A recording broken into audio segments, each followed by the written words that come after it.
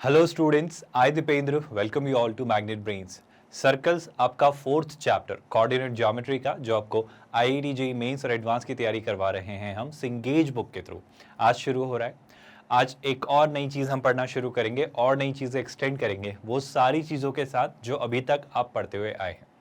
ये book actually 5 parts में divided है। इसी के साथ साथ आपको calculus, algebra, vectors in 3D and trigonometry हर एक सेक्शन को हम कंप्लीट करेंगे और हर एक बुक को हम अच्छे से पढ़ेंगे। आपको अगर नोट्स की एक्सेस चाहिए स्टूडेंट्स, तो हमारी टीम से आप कांटेक्ट कर सकते हैं। इसी वीडियो के डिस्क्रिप्शन में आपको गेट नोट्स एक लिंक दिखाई देगा। हम किंडरगार्टन से 12th स्टैंडर्ड तक अलग अलग बोर्ड्स, अलग अलग मीडियम्स और कई सारे कॉम्पिटिटिव एग्जाम्स की तैयारी आपको करवाते हैं एब्सोल्युटली फ्री ऑफ कॉस्ट। कोई हिडन कॉस्ट नहीं होती है, कोई चार्जेस नहीं होते हैं, कोई ऐसा सब्सक्रिप्शन बेस्ड हमारा मॉडल नहीं है, कुछ भी ऐसा नहीं है कि ट्रायल वर्जन के बाद पेड वर्जन शुरू हो जाए। हमारा पूरा कोर्स, पूरा पैकेज, पूरा मॉड्यूल आपको मिलता है absolutely free of cost. With that students, आज बात करेंगे सर्कल्स की। और सर्कल में आज हम कौन सा टॉपिक शुरू करेंगे? सर्कल का जो आज हमारा फर्स्ट टॉपिक होगा वो है sir, equation of a circle in centre radius form. मतलब अगर मुझे किसी सर्कल की सेंटर की इक्वेशन दे दी जाए, मतलब सर्कल की इक्वेशन फिगर आउट करनी है और मुझे दो चीज़ें नोन हो, क्या क्या? एक तो उसके सेंटर के कोऑर्डिनेट्स और उसकी रेडियस। तो कैसे उस इक्वेशन को फिगर आउट किया जाता है, ये हम निकालना सीखेंगे। बहुत ध्यान से सुनिएगा स्टूडेंट्स, काफ़ी सारी इंटरेस्टिंग सी चीज़ें हैं। कैसे समझते हैं? अ सर्कल, आई होप आप सर्कल की परिभाषा जानते हैं, सर्कल की परिभाषा आप सब समझते हैं। सर्कल को लेकर बहुत सारी अलग अलग डेफिनेशंस आती हैं। जैसे एक डेफिनेशन आती है सर, आप पॉलीगन बनाओ, आप ट्रायंगल बनाओ, आप क्वाड्रिलेटरल बनाओ, पेंटागन बनाओ, आप हेक्सागन बनाओ, हेप्टा, ऑक्टा, नैना, डेका, ये सारे पॉलीगन्स बनाते चले जाओ। आप जैसे जैसे नंबर ऑफ साइड्स इंक्रीज करते जाओगे वो सिमेट्री की तरफ बढ़ता जाएगा। I am talking about a regular polygon. यानी कि सर, अगर एक मैं ऐसा पॉलीगन इमेजिन करूं जिसकी इनफाइनाइट साइड्स हों, मतलब आपने उसकी वर्टाइसेस के बीच की डिस्टेंस को एकदम जीरो कर दिया, या ये तो थोड़ी सी कॉम्प्लिकेटेड सी डेफिनेशन हो गई, इसके बजाय जो एक बेसिक सी डेफिनेशन की अगर हम बात करें तो लोकस के कॉन्टेक्स्ट में जो हम बात करना सीखे हैं कि सर, एक पॉइंट का लोकस, एक पॉइंट का पाथ इस तरीके से कि उस पॉइंट की किसी एक फिक्स्ड पॉइंट से डिस्टेंस हमेशा कांस्टेंट रहे। आप समझ रहे हो? ये जो पॉइंट है, मैं इस पॉइंट के पाथ की बात कर रहा हूं। ये जो पॉइंट है, ये पॉइंट हमेशा इस पॉइंट से, जिसे आप कहते हो क्या, सेंटर, उससे हमेशा इस पॉइंट की जो डिस्टेंस है वो अगर फिक्स्ड रहे, उसे हम क्या कह लेते हैं भाई? रेडियस। तो ये पॉइंट, ये जो पॉइंट पाथ ट्रैवल करेगा ना, वो क्लियरली क्या होगा भाई? एक सर्कल। आई थिंक ये परिभाषा बड़ी आसान सी है और इसी पर आज हम बात करना चाह रहे हैं कि सर, अगर यही लोकस की अंडरस्टैंडिंग से मैं कंसेप्ट फिगर आउट करना चाहूं, तो मान लो ये एक पॉइंट है जिसे आप क्या मानते हो सर? आप मान लेते हो h कॉमा के, इसके सेंटर के कोऑर्डिनेट्स में मान लेता हूं let's say x1 comma y1, और इसकी जो वो फिक्स्ड डिस्टेंस है उसे मैं मान लेता हूं क्या? Small r। तो डिस्टेंस फॉर्मूला मेरी क्या हेल्प करता है? डिस्टेंस फॉर्मूला मुझे कहता है सर कि आप सीधी सीधी सी बात जानते हो, h कॉमा के की जो इस सेंटर से डिस्टेंस है वो फिक्स्ड है और वो क्या है? रेडियस। तो टेक्निकली मैं क्या कहूंगा? मैं कहूंगा सर h कॉमा के की x1 कॉमा y1 से डिस्टेंस हो h minus x1 whole square plus k minus y1 whole square का under root will be equal to r, और वो अंडर रूट हटा के अगर मैं यहां लगाऊं तो ये हो जाएगा r स्क्वायर। अब एक छोटा सा काम स्टूडेंट्स, हम आखिर में फाइनली क्या करते हैं? हमारी हैबिट है कि हम h कॉमा k को x कॉमा y से रिप्लेस करते हैं। तो आप लिखते हैं x माइनस x1 का whole square plus y minus y1 का whole square is equal to r square, and that's nothing but the equation of the centre, sorry circle. मतलब किसी सर्कल के इस पॉइंट ने इसकी सरकमफेरेंस पर, इसकी पेरीमीटर पर जो पाथ ट्रैवल किया, जो लोकस उसका है, उसका पाथ का जो इक्वेशन होगा, जो मैथमेटिकल एक्सप्रेशन होगा, या मैथ्स की लैंग्वेज में हम जब उसे डिनोट करना चाहेंगे, तो वो इस पाथ को ट्रैवल करेगा, इस इक्वेशन को सेटिस्फाई करेगा। आई होप ये बात बहुत डिफिकल्ट नहीं हो रही, बात आसानी से आप डाइजेस्ट कर पा रहे हो, और यही बात एक्चुअली आपको यहाँ पर लिख कर दी जा रही है।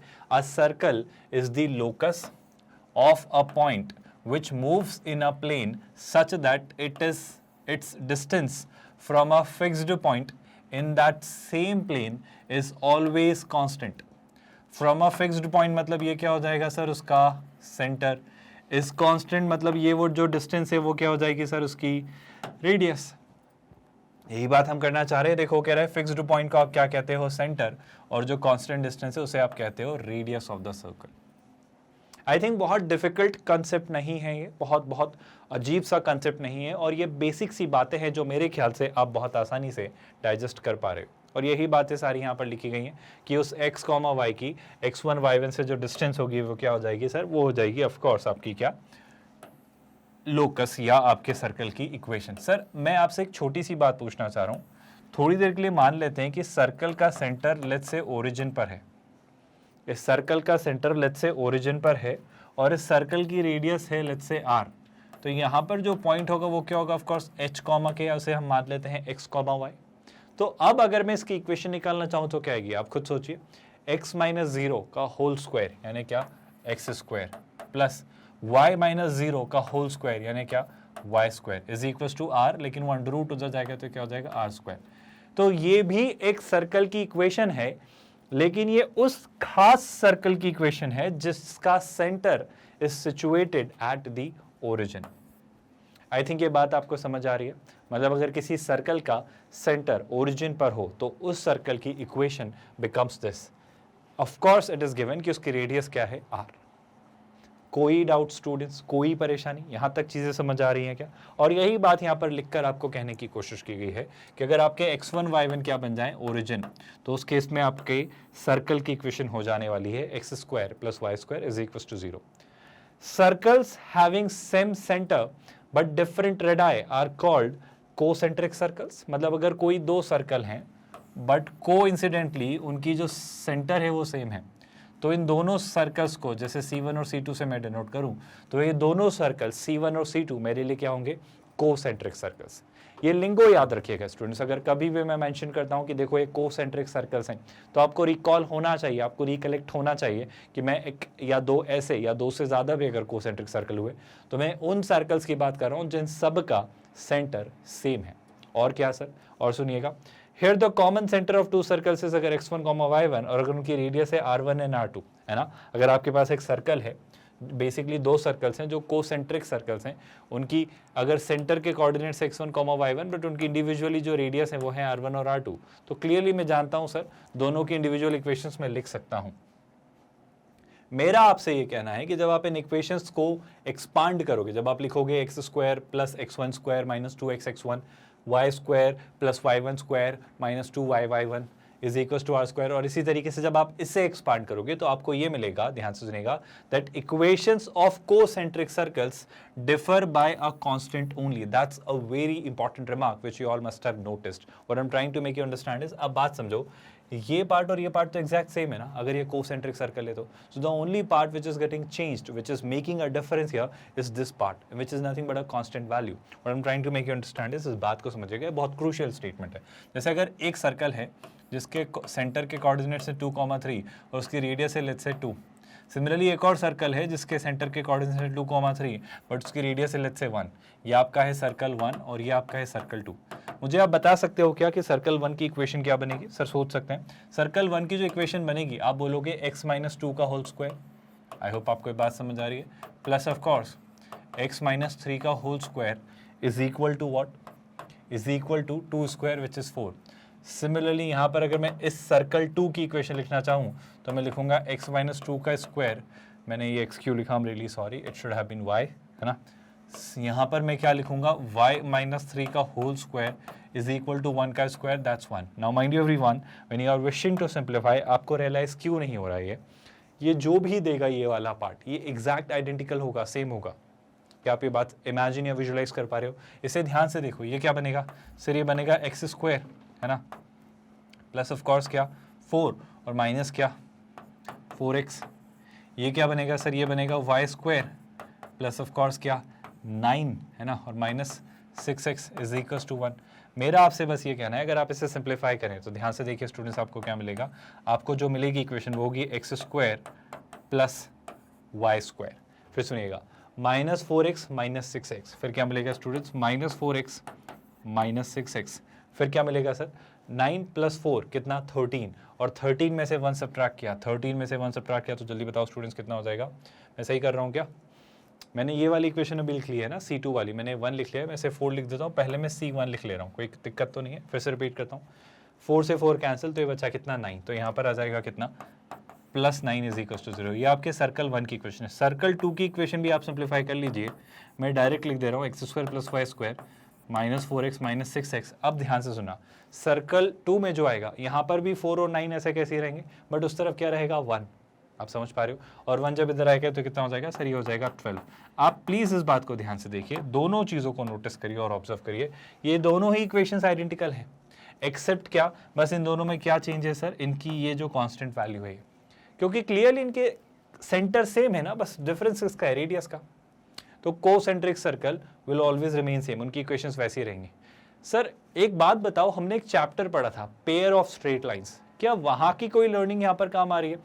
थोड़ा ध्यान से देखो, x² + y² -2x + 2y मतलब +-6x + 9, काफी कुछ दिख रहा है सर, वो xy वाली टर्म मिसिंग है, उस बारे में भी बात करेंगे। और सर एक और बात नोटिस करने में आ रही है, x² और y² का कोफिशिएंट सेम है या रादर 1 है। इन सारी बातों पर हम बात करेंगे, इन सारी बातों पर हम बात करेंगे, पर मेरा ये कहना है, आपको रियलाइज हो रहा है जब pair of straight lines chapter हम पढ़ रहे थे और हम x और y में एक क्वाड्रेटिक इक्वेशन की जब बात कर रहे थे, तो हमने डिस्कस किया था कि ये वो एक इक्वेशन है जो चाहे तो पेयर ऑफ स्ट्रेट लाइंस या किसी कर्व जैसे कि सर्कल, पैराबोला, एलिप्स या हाइपरबोला किसी को भी रिप्रेजेंट करती है, और उनके बारे में हम डिटेल्ड डिस्कशन रिस्पेक्टिव चैप्टर्स में करते चले जाएंगे। आई होप आपको ये सारी बातें याद हैं। तो अगर इस बात पर बात की जाए तो ये स्टेटमेंट याद रखिएगा कि अगर आपको कभी भी ऐसा मिलता है तो हमेशा आप ऐसे सर्कल्स में ये चीज़ निकाल पाएंगे। Any line passing through the centre of the circle is called diameter of the circle, और सर्कल के इनफाइनाइट डायमीटर्स होते हैं। ये बड़ी बेसिक सी, कॉमन सी, अंडरस्टूड सी बात है जो हम हमेशा से पढ़ते आए हैं। इन सारी बातों से अब फाइनली हम बढ़ते हैं एक क्वेश्चन की तरफ, जहां पर हम बात करेंगे बहुत डिटेल में जो सारी चीज़ें अभी तक हमने सीखी हैं उनके इम्प्लीमेंटेशन को लेकर। कैसे सोचते हैं स्टूडेंट्स, ध्यान से देखिएगा। Two vertices of an equilateral triangle are -1,0 and 1,0। There is an equilateral triangle और उसकी दो वर्टाइसेस हैं, है ना, and it's third vertex lies above the x axis. Coordinate geometry में क्वेश्चंस को क्रैक करने का हमेशा एक अच्छा तरीका होगा कि आप इन्हें विजुलाइज करें। तो मैं विजुलाइज करूंगा सर, मैं क्वेश्चन सोचने की कोशिश करता हूं कि चीज़ें कैसे बन रही होंगी, है ना। तो टेक्निकली आपके एक्स एक्सिस पे दो पॉइंट्स हैं, कौन कौन से सर? एक तो है -1,0 और इससे इतनी ही दूर कुछ है जो कि है ऑफकोर्स क्या, 1,0। बिल्कुल सही बात सर। अब ये एक इक्विलैटरल ट्रायंगल के वर्टाइसेस हैं, तो कहना है इसे कि जो थर्ड वर्टेक्स होगी सर वो यहाँ कहीं जाकर कुछ इस तरीके से निकल जाएगी। आई होप ये बात आप समझ पा रहे हो, कोई दिक्कत तो नहीं है सर। जो थर्ड वर्टेक्स होगी उसके कोऑर्डिनेट्स निकाल लूं क्या मैं? पहले निकाल लेंगे, थोड़ा पेशेंस रखिए। Find the equation of the circum circle of the triangle, मतलब इस ट्रायंगल का सर्कम सर्कल हमें ढूंढना है। मैं ढूंढ लूंगा सर, मैं ट्रायंगल से सर्कम सर्कल ढूंढ लूंगा। मुझे सर्कम सर्कल निकालना है ना, तो मुझे तो दो बातें हमेशा पता होनी चाहिए कि एक तो उसके क्या सेंटर के कोऑर्डिनेट और एक क्या उसकी रेडियस। तो इन दो चीज़ों तक मुझे पहुंचना है, जो मैं शायद पहुंच जाऊंगा। लेकिन उससे पहुंचने से पहले क्या मैं यहाँ पर कुछ सोच सकता हूँ? दो हिंट मैं दे रहा हूँ और उसके बाद आप ये क्वेश्चन ट्राई करेंगे, क्योंकि यहाँ पर जो भी चीज़ें करनी है ये सब आपको पढ़ाई गई है। क्या आप डिस्टेंस फॉर्मूला लगा के यहाँ तक पहुँच सकते हो? पहुँच सकते हो। आई रिपीट, डिस्टेंस फॉर्मूला लगा के यहाँ तक पहुँच सकते हो? पहुँच सकते हो। और चूंकि ये एक इक्विलैटरल ट्रायंगल है तो इसका सेंट्रॉइड सर्कम सर्कल निकाल सकते हो। सर्कम सर्कल का सर्कम सेंटर मिल गया, यानी सेंट्रॉइड या ऑर्थो सेंटर या इन सेंटर कुछ भी हो, इक्विलैटरल ट्रायंगल में सब सेम होता है। अगर वो मिल गया तो क्या मैं सर्कम रेडियस नहीं निकाल सकता? निकाल सकते हो आप। वो निकल गई तो ये क्वेश्चन खत्म हो जाएगा, मेरा यकीन करिए, बहुत आसानी से। हिंट आपको दे दी गई है, एक क्वेश्चन जरा आप ट्राई कर लीजिए और मुझे बता दीजिए इस क्वेश्चन का आंसर, और फिर बढ़ेंगे हम आगे। हाँ जी, तो आपने निकाल लिया क्या इस क्वेश्चन का सोल्यूशन और आंसर लिख रहे हो आप लोग कमेंट्स में? नहीं हुआ तो साथ में देखते हैं और देखते हैं क्या करना होगा। बात करिएगा, ध्यान से देखो सर। डिस्टेंस फॉर्मूला अगर यूज किया जाए तो देखो ये कितना है, -1,0, ये है 1,0। इन दोनों के बीच की डिस्टेंस 1 - -1 यानी 1 + 1 2, 2 का स्क्वायर का अंडर रूट, दैट्स 2। इतना सोचने की जरूरत नहीं है ना, ये है 1 और ये डिस्टेंस भी 1, 1 + 1 2। तो शैल आई से कि सर ये जो डिस्टेंस है ये कितनी है? ये डिस्टेंस है 2 यूनिट्स। अच्छा सर, अपनी सहूलियत के लिए क्या मैं इसे ए, बी और सी कह सकता हूँ? बिल्कुल कह लीजिए। एक और बात हम सब जानते हैं सर कि ये जो है ये होता है एक 60 डिग्री एंगल, बिल्कुल जानते हैं सर। और अगर इसमें मैं ये जानता हूँ कि ये जो डिस्टेंस है 1, 60 डिग्री ना भी पता हो तो, है ना, और अगर ये जो डिस्टेंस है ये है 2, आप सुनेगा ध्यान से, तो अगेन अगर मैं पाइथागोरस थ्योरम यूज़ करूँ, हाइपोटेन्यूज बेस परपेंडिकुलर, आपको दिख रहा है ना, तो मैं क्या कहूँगा भाई, मैं कहूँगा 2 का स्क्वायर 4, 4 माइनस 1 3, और 3 का अंडर रूट 3। तो यहाँ पर ये जो डिस्टेंस है यहाँ से ये कितनी है, अंडर रूट 3, तो इसके कोऑर्डिनेट्स हो जाएंगे 0, अंडर रूट 3। क्या ये क्वेश्चन यहाँ तक समझ आया? आई थिंक 60 डिग्री एंगल की वैसे भी ज़रूरत नहीं पड़ी हमें। मेरा आपसे बस ये कहना है कि सर सारी बातों में सबसे ज़्यादा ज़रूरी बात कि ये और ये तीनों साइड्स इक्वल हैं, यानी ये एक इक्विलैटरल ट्रायंगल है, उसने खुद कहा। तो अगर ये एक इक्विलैटरल ट्रायंगल है तो क्या इसका सेंट्रॉइड निकाल सकता हूँ? याद है स्टूडेंट, सेंट्रॉइड के कोऑर्डिनेट्स 0 + 1 - 1, आई होप आपको दिख रहा है 0, है ना, तो ये कितना हो जाएगा 0/3 0। आगे √3 + 0 + 0 यानी √3/3, तो √3/3 को क्या लिख लूंगा मैं, 1/√3। ये आते हैं आपके किसके, सेंट्रॉइड के कोऑर्डिनेट्स। और सर अगर बात कर रही जा रही है एक इक्विलैटरल ट्रायंगल में सेंट्रॉइड की, तो वही ना सिर्फ सेंट्रॉइड होगा बल्कि आपका ऑर्थो, मतलब सर ये हो जाएगा आपका सर्कम सेंटर, ऑर्थो सेंटर या इन सेंटर भी यही होगा। मुझे तो सर सर्कम सेंटर की जरूरत है, तो वो हमें मिल गया, क्या ये हो जाता है सर आपका ये वाला पॉइंट जिसे आप कहते हो 0, 1/√3। अब तो एक क्वेश्चन हो गया, सर ऐसे कैसे हो गया? बिल्कुल हो गया जनाब, अब ध्यान से देखिए, ये इसलिए हो गया क्योंकि अब आप ऐसे सर्कल की इक्वेशन ढूंढ रहे हो, आप एक ऐसे सर्कल की इक्वेशन ढूंढ रहे हो जिसकी वर्टाइसिस से पास होता है, उसे हम कहते हैं सर्कम सर्कल। उसकी मैंने सेंटर के कोऑर्डिनेट्स निकाल लिए हैं, तो 0, 1/√3 सेंटर हुआ, और इससे या तो इसकी या इसकी डिस्टेंस निकाल लेना, वो रेडियस हो जाएगी। तो क्या अब आप इस सर्कल की इक्वेशन लिख सकते हैं? बिल्कुल लिख सकते हैं सर, ध्यान से देखना। पहले तो सेंटर है ना, तो x - 0 का होल स्क्वायर यानी x² प्लस y - 1/√3 का square is equal to radius का स्क्वायर। अब रेडियस का स्क्वायर मतलब ये रेडियस निकालने के स्टूडेंट्स, रेडियस होगी 0 - 0, कोई फर्क नहीं पड़ता, 1/√3 में से √3 सब्ट्रैक्ट किया, है ना, तो यहाँ पर आ जाएगा 1/√3 माइनस √3 का होल स्क्वायर। क्या ये बात आपको समझ आई? आई थिंक सर जैसे ही इसे आप सिंप्लीफाई कर लेंगे आप शायद अपना आंसर ढूंढ लेंगे। तो निकालते हैं, ये है सर x², ये हो जाता है y², ये कितना हो जाएगा स्टूडेंट, सोच के देखो, ये हो जाएगा सर 1/3, और ये कितना दिखेगा -2y/√3। Sir right hand side पर अगर आप देखें, कोई तकलीफ तो नहीं स्टूडेंट जो भी हमने किया उस बात से, अगर राइट हैंड साइड पर अगर आप देखें तो 1/√3 का स्क्वायर 1/3, √3 का स्क्वायर ऑफ कोर्स 3, और ध्यान से देखना सीधी सी बात सर -2ab, तो ये कितना बचेगा सिर्फ -2। क्या ये फैक्ट आप सभी को समझ आ रहा है?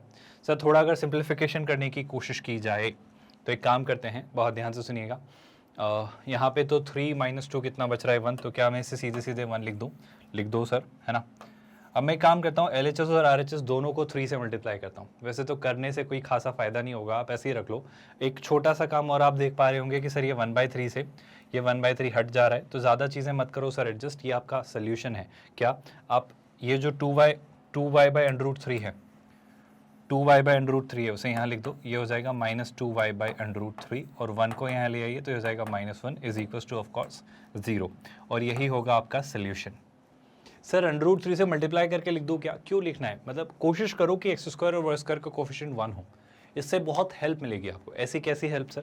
बात करेंगे, अभी बात करेंगे कि इसे 1 रखना क्यों प्रेफर्ड है ना। पर मेरे ख्याल से आपको ये सोल्यूशन समझ आया कि ये जो आपका इक्विलैटरल ट्रायंगल है जो कि आपका इस तरीके से बन रहा है, उसके सर्कम सर्कल की इक्वेशन क्या होगी? एक आसान सा, बेहतरीन सा, सिंपल सा, सॉर्टेड सा, डायरेक्ट सा एक क्वेश्चन था। आई होप ये सारी चीज़ें आपको समझ आ रही हैं।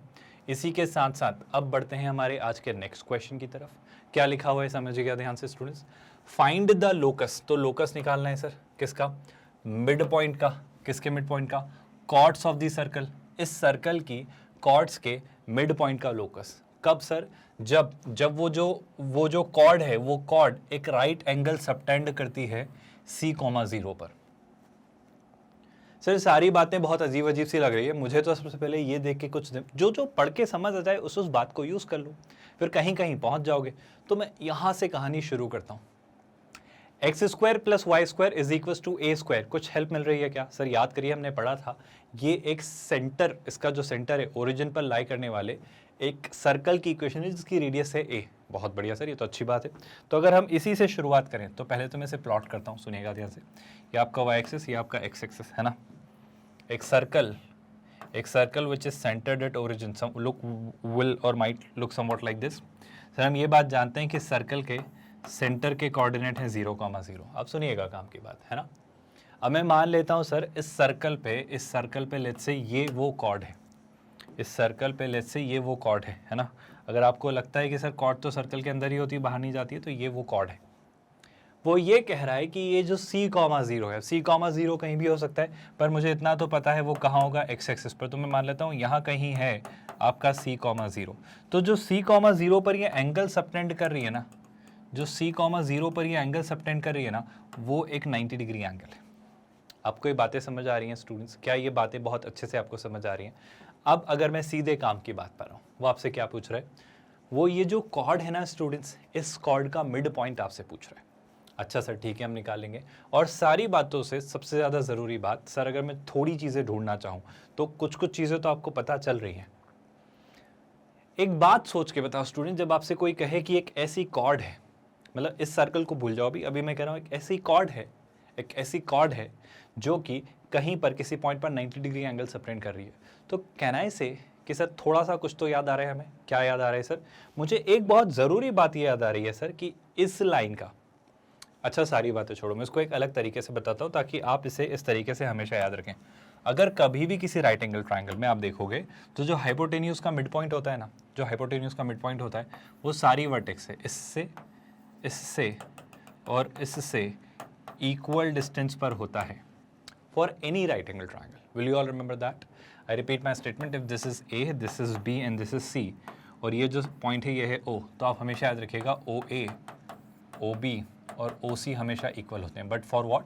For a right angled triangle. Sir ये क्यों आप हमें पढ़ा रहे हो? मैं आपको ये इसलिए बता रहा हूँ स्टूडेंट्स कि अगर इसमें आप देखोगे तो इस कॉर्ड का जो मिड पॉइंट होगा वो इस हाइपोटेन्यूज का मिड पॉइंट होगा।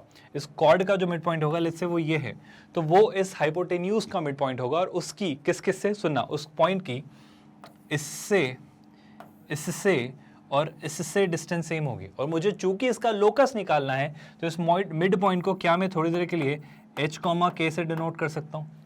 मेरे ख्याल से मैंने एक अच्छी डिसेंट अमाउंट ऑफ आपकी हेल्प कर दी है। चलो मैं एक और क्लू दे देता हूँ, उसके बाद मैं ये छोड़ दूंगा क्वेश्चन आपके ऊपर। क्या अगर मैं इसे इससे कनेक्ट कर दूं और अगर मैं इसे इससे कनेक्ट कर दूं तो क्या है? दो चीज़ें आप जानते हैं। मैं इन पॉइंट्स को थोड़ा ना डिनोट कर देता हूँ। जैसे ये है 0, ये है a, इसे c दिया है ना तो इसे हम c लगा लेंगे। यहाँ पे मैं इसे बोल देता हूँ b और इसे मैं बोल देता हूँ c पॉइंट। मुझे आप OA और OB भी बता सकते हो स्टूडेंट्स, अगर आप थोड़ा सोचो तो। अगर आपको थोड़ी सी भी दिक्कत हो रही है तो मैं इसे थोड़ा और कॉम्प्लिकेट करना चाहूँगा आपके लिए और अदर सिंप्लीफाई करना चाहूँगा। अगर मैं इस पॉइंट को कहता हूँ P, तो आपको PC की डिस्टेंस से भी काफ़ी ज़्यादा हेल्प मिल जाएगी। मेरे ख्याल से आपके पास काफ़ी कुछ है। अगर अब आप इस क्वेश्चन को फिगर आउट करना चाहें तो मैंने काफ़ी ज़्यादा रेलेवेंट इन्फॉर्मेशन आपको बता दी है, और अब आप बस ये क्वेश्चन ट्राई करिए। ये क्वेश्चन बहुत ही साधारण, सिंपल और डायरेक्ट सा क्वेश्चन है जो कि आप आसानी से कर सकते हो स्टूडेंट्स। मुझे बस एक बात का जवाब दे दो, आप मुझे बस फाइनली एक बात का जवाब दे दो कि क्या हम इस बात से आगे बढ़ाएं कहानी। सुनिएगा ध्यान से, ये जो P है, क्या मैं ये जानता हूँ सर कि P से A की डिस्टेंस और P से C की डिस्टेंस या P से B की डिस्टेंस सेम होगी? बिल्कुल होगी सर। अरे होगी कि नहीं सर? होगी। बढ़िया। अब सुनते हैं, ध्यान से सुनना काम की बात। सर इन सारी बातों में भी एक और बहुत ज़रूरी बात निकल के आ रही है कि सर अगर मैं फाइनली इस कंक्लूजन पे बात करूंगा कि PA और PC की डिस्टेंस सेम होगी, मैं आपसे क्या कहना चाह रहा हूँ? मैं आपसे कहना चाह रहा हूँ कि PA और PC की डिस्टेंस सेम होगी, तो इस बात से आप कहाँ ले जाना चाह रहे हो सर? इस बात से आप क्या कहना चाह रहे हो? मैं आपसे कहना चाह रहा हूँ कि क्या आप फाइनली ये PB की लेंथ या फिर एटलीस्ट PC की लेंथ कुछ तो निकाल सकते हो? सर बहुत दूर नहीं जाना होगा। अगर मुझसे कोई पूछे PC की लेंथ, तो कितनी बड़ी बात है सर, P के कोऑर्डिनेट्स पता है, C के कोऑर्डिनेट्स पता है, तो क्यों नहीं निकाल सकते? तो चलो भाई PC की लेंथ निकालते हैं। सर अगर मैं PC की लेंथ निकालना चाहूँ तो मैं क्या कहूँगा? काम की बात है स्टूडेंट्स, ध्यान से सुनिएगा। अगर PC की हम लेंथ निकालें, डिस्टेंस फॉर्मूला ही अप्लाई करता हूँ स्टूडेंट्स, तो PC की वैल्यू क्या कहूँगा मैं? सुनना, अंडर रूट ओवर, है ना, h कॉमा के और c कॉमा 0, तो सर ये आ जाएगा h माइनस सी का whole square plus k minus 0 का whole square inside and under root. ये आपकी आती है पी सी की वैल्यू, कोई दिक्कत नहीं है सर। अच्छा सर, सारी बातें छोड़ो, क्या आप हमारी हेल्प कर सकते हो यहाँ पर ये चीज़ फिगर आउट करने में कि अगर मैं ओ ए और ओ बी को जानता हूँ, if I know O A and O B, तो क्या इनसे इस ट्रायंगल का कोई रिलेशन निकाला जा सकता है? अब मैं जो हिंट आपको बोलना चाह रहा हूँ वो ये कि ये जो आपके पास ओ ए और ओ बी हैं, क्या इनको देखकर आप कुछ हेल्प ले सकते हो? ज़रा इस चीज़ को अच्छे से नोटिस करो स्टूडेंट्स, आप ये क्वेश्चन खत्म कर दोगे। अच्छा, अगर इन सारी बातों में एक छोटी सी बात और नोटिस की जाए, एक छोटी सी बात और नोटिस की जाए, तो सर एक राइट एंगल ट्रायंगल को अगर आप देखो, कौन सा राइट एंगल ट्रायंगल? आपका A C B. I repeat my statement, O A और ओ बी पर मैं आ रहा हूं, लेकिन अगर आप इस राइट एंगल ट्रायंगल को देखो, किसको? A B C. आपको दिख रहा है क्या? हाँ सर, दिख तो रहा है। इस right angle triangle A B C में भी कुछ कुछ पता है क्या? हाँ सर, कुछ कुछ चीज़ें तो पता है। देखना कैसे। इस right angle triangle A B C में मैं अगर पूछूं आपसे, तो देखो हम बी सी निकाल सकते हैं क्या? सर कुछ चीज़ें अगर दिमाग लगाएंगे तो निकाली ही जा सकती हैं, बट ज़्यादा दूर जाने की ज़रूरत मेरे ख्याल से है नहीं।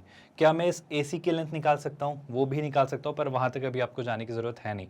सर इसके अलावा ए भी निकाला जा सकता है अगर एच कॉमा के उसके मिड पॉइंट्स पता हैं तो। पर उन सारी बातों से पहले इस पॉइंट पर आते हैं कि ओरिजिन से ए और पी की डिस्टेंस जब हम निकालेंगे तो वो क्या निकल कर आएगी। बात वहीं आकर बॉइल डाउन हो रही है कि आप ए और बी की डिस्टेंस निकाल लीजिए, आपका ये क्वेश्चन खत्म हो जाएगा स्टूडेंट्स।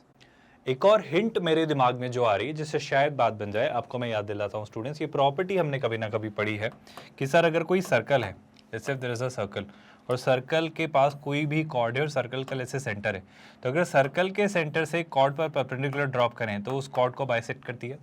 ये प्रॉपर्टी याद है क्या? अगर इस प्रॉपर्टी को यहाँ सोचें तो मेरा कहना है सर ओ से पी को कनेक्ट करिए, ओ से पी को कनेक्ट करिए, तो कहना है सर कि ये जो पॉइंट है ए पी और ये बी पी, ये तो इक्वल लेंथ के होंगे ही होंगे, पर ये जो ओ पी होगा ये लाइन ए बी पर परपेंडिकुलर होगा। आई होप आप ये बात समझ पा रहे हो। अगर मैं इसे किसी और चीज़ से शो करने की कोशिश करूँ तो ये परपेंडिकुलर होगा। अब मैं बार बार आपसे जब कह रहा हूं कि आप ओ ए या ओ बी से डील करो, तो मैं बार बार आपसे कहना चाह रहा हूं कि देखो यहाँ ओ पी ए एक राइट एंगल ट्रायंगल बन रहा है, बिल्कुल बन रहा है सर, तो ध्यान से देखना। क्या मैं यहाँ पर ये कह सकता हूँ, सुनिएगा ध्यान से, कि सर ओ ए स्क्वायर जो कि है hypotenuse will be equal to A P square plus of course O P square? बिल्कुल सही बात। अगर यहाँ से मैं चीज़ें सोचना चाहूँ, यहाँ से मैं चीज़ें सोचना चाहूँ, तो ये मैं ए पी तक या पी ए तक पहुँचना चाह रहा हूँ, तो देखना ए पी को मैं पी ए लिखूँ तो कोई बुराई तो नहीं है। तो देखना स्टूडेंट्स, हम पी ए के स्क्वायर को क्या लिखेंगे? हम पी ए के स्क्वायर को लिखेंगे ओ ए का स्क्वायर। अब ओ ए का स्क्वायर मतलब इस सर्कल की क्या? रेडियस। ये ओ और ये ए, तो इस सर्कल की रेडियस मतलब ए का स्क्वायर, तो ये हो जाएगा ए स्क्वायर माइनस क्या सर? O P square. अब ओ पी स्क्वायर क्या? ओरिजिन से पी यानी एच कॉमा के की डिस्टेंस, एच कॉमा के की डिस्टेंस क्या होगी सर? वो होगी अंडर रूट ओवर क्या? H square plus k square. कोई तकलीफ नहीं है सर। तो ये हो गया आपका पी ए स्क्वायर। लेकिन सर ये तो है पी ए स्क्वायर, आपको चाहिए था पी ए, तो पी ए कैसे निकालोगे? आप पी ए निकालोगे कुछ ऐसे। आई थिंक ये बात आपको आसानी से समझ आ रही है। सर पी ए निकल कर आया ये, पी सी निकल कर आया ये, आई थिंक मैं कुछ तो कर सकता हूँ। सर पी ए और पी सी इक्वल थे, यही तो आपने प्रेडिक्ट किया था, तो बस इसी बात पर बात कर लेते हैं। अगर पी ए और पी सी इक्वल हैं, अगर पी ए और पी सी इक्वल हैं तो क्या कहूँगा, ध्यान से देखो। यहाँ पर है एच माइनस सी का होल स्क्वायर। देखो आप बात समझना, ये है पी सी जिसमें अंडर रूट है और ये है पी ए जिसमें भी अंडर रूट है, तो क्या अंडर रूट से अंडर रूट कैंसिल? बिल्कुल सर। तो अंदर वाली बात देखो, एच माइनस सी का whole square plus k square. यहाँ पर क्या लिखा है सर? यहाँ पर लिखा है एच माइनस सी का whole square plus k square. ये किसके इक्वल होगा सर? ये जो एक्सप्रेशन है ये इक्वल होगा इसके, जो कि क्या है? A square minus h square plus k square inside and under root. तो ये क्या है sir? A square minus of course क्या? H square plus k square, जो कि है अंडर रूट में। और मेरे ख्याल से तो ये क्वेश्चन खत्म हो चुका है सर, क्योंकि आप एच और के में कोई ना कोई इक्वेशन बना पाए हो जहां पर आपके पास ये ए और सी जो थे वो नोन थे, वो उन्होंने दिए थे, राइट? तो मैं इस इक्वेशन को सिंप्लीफाई करके लिखूं तो ये हो जाएगा क्या? एच को आप रिप्लेस करते हो एक्स, एक्स माइनस सी का whole square plus y square is equal to of course a square minus कितना? Under root over x square plus y square. ये उस कॉर्ड की मिड पॉइंट का लोकस है जो कि इस सर्कल पर ड्रॉ की है, एक्स स्क्वायर प्लस वाई ए स्क्वायर, जो कि सी कॉमा 0 पर राइट एंगल ड्रॉप करती है, सबटेंड करती है।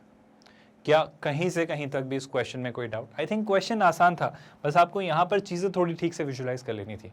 और हमने वही सर्कल्स की, कॉर्ड्स की प्रॉपर्टीज यूज़ की जो अभी तक शायद हम सीखते हुए आए हैं। अगर ये क्वेश्चन समझ आए तो थोड़ा और आगे बढ़ें क्या स्टूडेंट्स, कुछ और चीज़ें एक्सप्लोर करें। इसके बाद आते हैं एक और क्वेश्चन पर, जहाँ पर इसे थोड़ा और इंसाइटफुली हम देख पाएंगे और इसे और बेहतरीन तरीके से हम समझने की कोशिश करेंगे। इस क्वेश्चन में क्या लिखा है वो देखिएगा students. Find the equation of the circle which is touched by y is equal to x।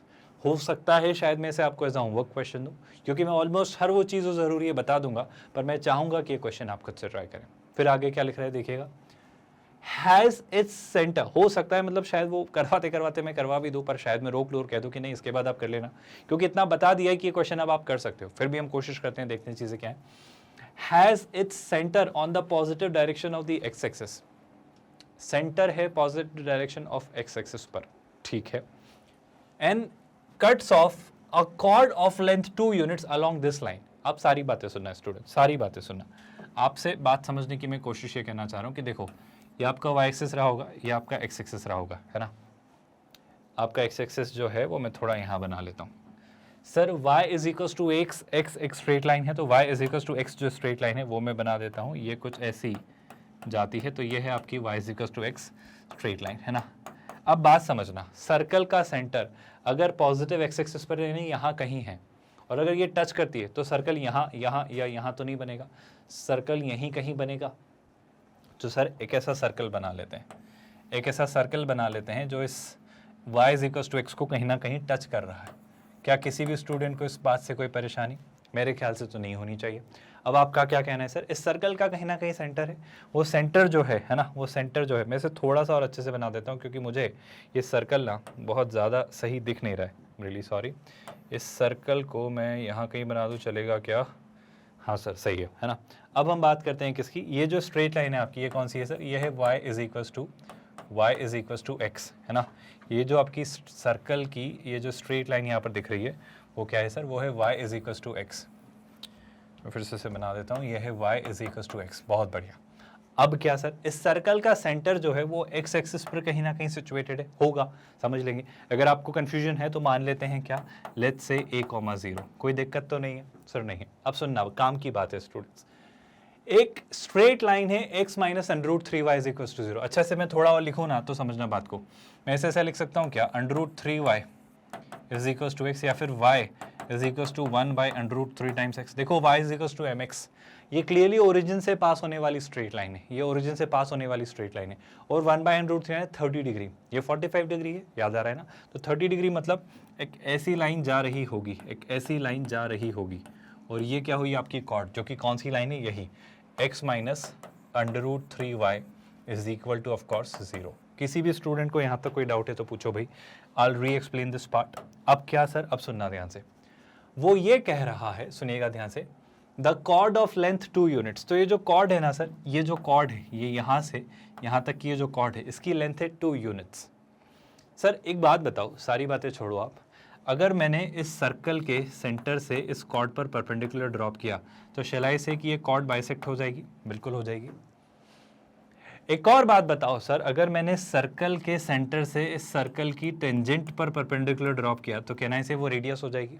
बिल्कुल हो जाएगी। मैंने काफ़ी सारी हिंट दी हैं, काफ़ी सारी हिंट दी हैं, अगर आप सोच पा रहे हो जो बात मैं करना चाह रहा हूँ। सर एक और बात बताओ, सोच के बताना, अगर ये कॉर्ड की लेंथ जो थी वो थी 2 यूनिट्स, तो बाइसेक्ट होकर डिस्टेंस कितनी हो गई? 1। और अगर यहाँ से मैं इससे यहाँ ज्वाइन करूँ, सर्कल के सेंटर से सर्कल की सर्कमफेरेंस, तो क्या वो भी सर्कल की रेडियस होगी? हाँ होगी।